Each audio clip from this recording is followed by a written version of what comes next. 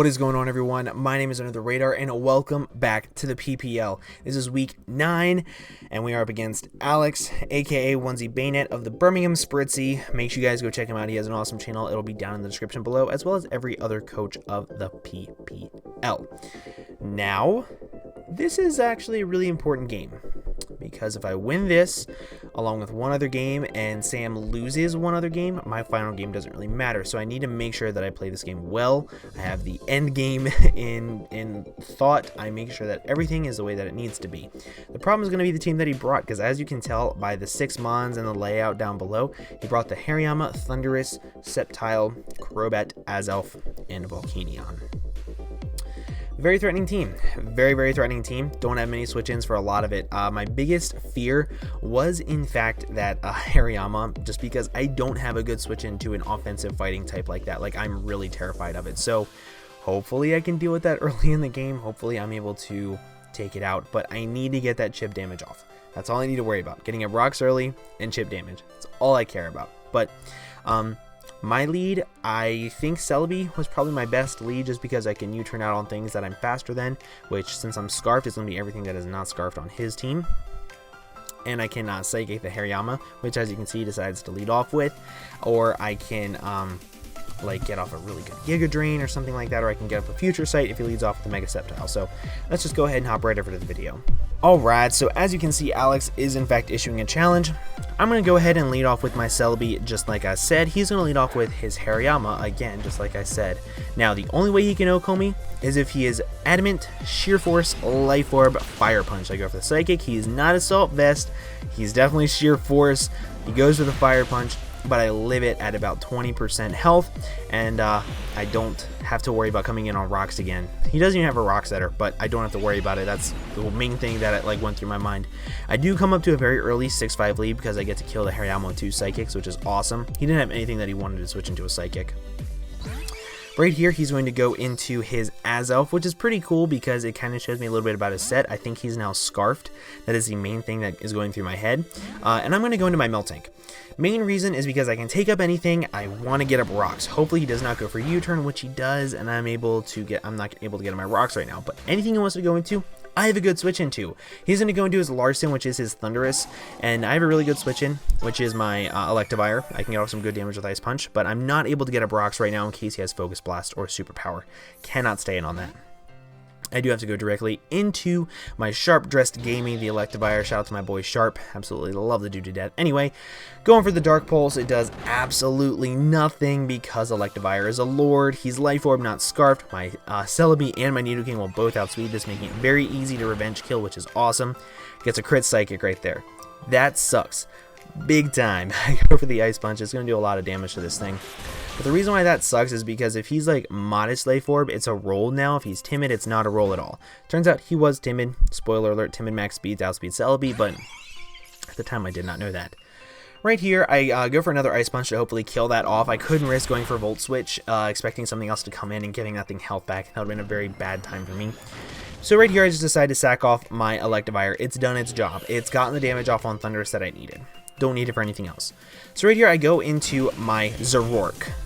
This is Zoroark, not Nidoking. Reason why I went into Zoroark is because if he's Scarfed, I am immune to the Zen Headbutt, which he might think that I'm Scarfed and I'm trying to bluff that. I can Sucker Punch it and kill it. If he's not Scarfed and he decides to switch out, I still scare this thing out and have it come back for another day. Doesn't have anything that really wants to come in on a Sucker Punch or a knockoff at this point in time. So I figured I either kill this thing or scare it out and get something else and then I can switch into. So no matter what happens right here, I'm in a good situation. As you can see, I did click Sucker Punch. He did stay in. I get to kill the Azelf very early in the game, and I get to get a kill with Zoroark. That's always a good time for me. I love Zoroark. Right here is going to go into his Dugary, which I believe is the Volcanion. Yes, it is. I'm so good at this game. And I'm going to switch out and I'm going to go into my designated check, which is my Kingdra.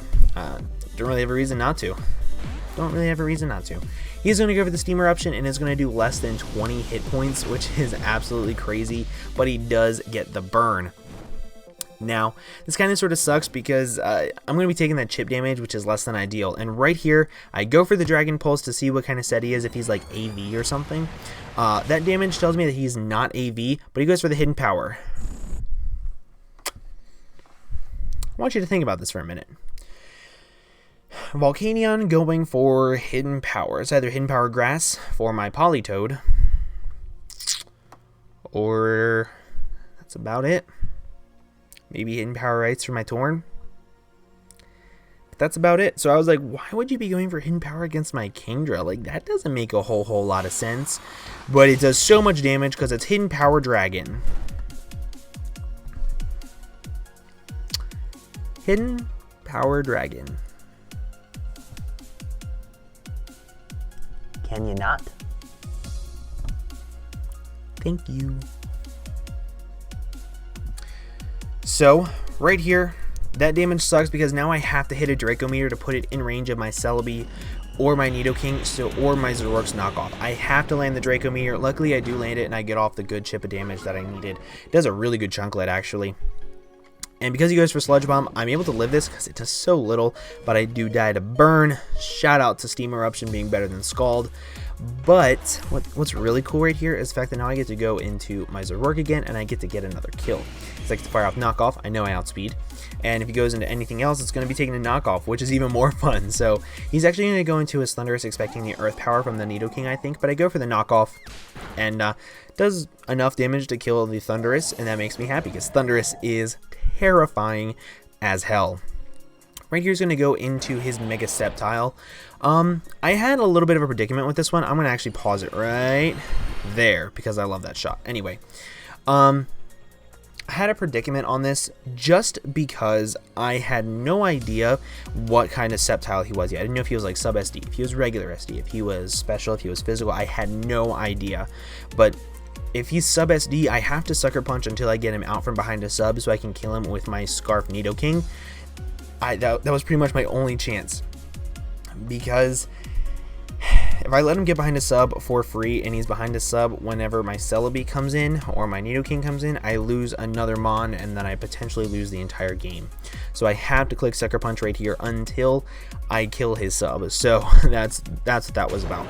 So right here, like I said, I'm just going to go for Sucker Punch to get off the damage I need. I go for Sucker Punch, and it lands. He actually didn't have the sub. He did have SD, but not sub. He's going to go for the X Scissor, and he's going to be able to take out my Zoroark, but Zoroark put in the finest of work this game. He did really good with Sucker Punches and knockoffs, getting 2 kills and a lot of damage off on Mega Sceptile. I'm not upset with it in the slightest. So right here, I go into my Miltank. He's going to go for the Grass Whistle. Absolute banterous lord. I'm going to get the Sap Sipper boost as I set up my rocks. Now, at this point in time, I talked about this in my last recording that didn't actually record because I'm an idiot, but at this point in time, he has Volcanion, Crobat, and Mega Sceptile left.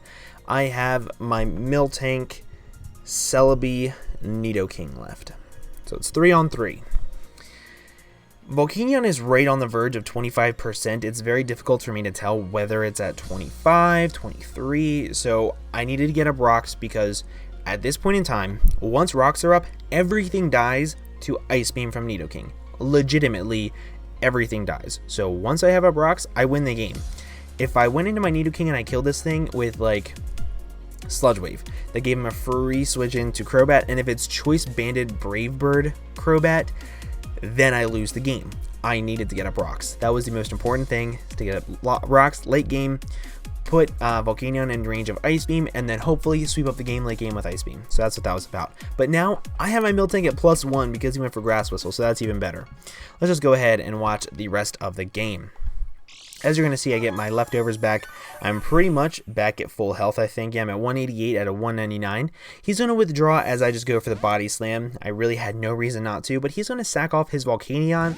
And as you're going to see, he was actually below 25% because he dies to rocks, which is really, really cool. Means I don't have to try to switch into another Steam Eruption or anything like that. But this thing did outspeed it because I ran enough speed to outspeed max speed Volcanion. So now he's going to go right into his Crobat. If he's Choice Banded Brave Bird, I can live 1 Brave Bird, go for a Body Slam, plus recoil, it'll put it in range of Ice Beam anyway, and then I win the game with Nidoking. But he's Nasty Plot, Crobat. I'm going to go for the Body Slam, and as you're going to see, this does a whole lot of damage. Puts it right in range of the next one, and there's no way he can kill me with anything. This is a Spadef Miltank. It does a lot of damage, but it does not kill me. He's Life Orb too. I'm going to go for the second Body Slam, and I'm going to kill this Crobat. Now, I already revealed what his last move was in Swords Dance on his Sceptile, but he has not revealed it yet. I only know that because I asked him afterwards. At this point in time, I thought he was low kick, and I thought my Miltank was going to die. So I was like expecting to have to go into my Nidoking after this and then win the game. But as you're going to see, his best move to hit me with is X Scissor, because he only has Grass Whistle, Swords Dance, X Scissor, and Leaf Blade. So I go for the Body Slam, and I'm going to take out the Mega Sceptile. Miltank just being really cool at cleaning up a late game with Rocks and Body Slam, and that is the 3-0 victory over the Birmingham Spritzee for the Maryland Torterrapins. Now, huge win. 2 more games left of the season. We are 8-1 plus 18. Any further, oh my gosh, we are so close to the championship. I can taste it. All I need is Sam to lose 1 game out of his final games. He hasn't played his week 8 game yet. Lose 1 of them. And then all I have to do is beat Jack or George. Not both. I can beat one and I get the title, and then I'm happy. The title is so close, guys. I'm so excited for this. But I want to thank you guys so much for watching. It was an absolutely fantastic video. Fantastic battle. Thank you so much, Alex, for the battle. I had a great time. But if you guys did enjoy, make sure to leave a like down below. Also, make sure you go over to Alex's channel. Check him out. He's an absolutely fantastic dude. But I'm going to go in and get on out of here. Thank you guys again so much for watching, and I'll see you guys in the next video. Bye-bye.